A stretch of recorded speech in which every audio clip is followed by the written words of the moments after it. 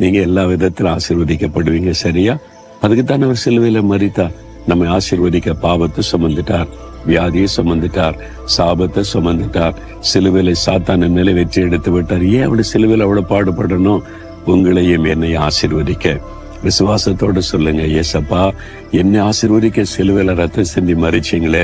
நான் குட்டி பிள்ளை என்ன ஆசீர்வதிங்க, நான் வாலிப மகன் வாலிப மகளை என்ன ஆசீர்வதிங்க, வயசாகி போச்சப்பா என்னையும் ஆசீர்வதிங்கன்னு கேளுங்க.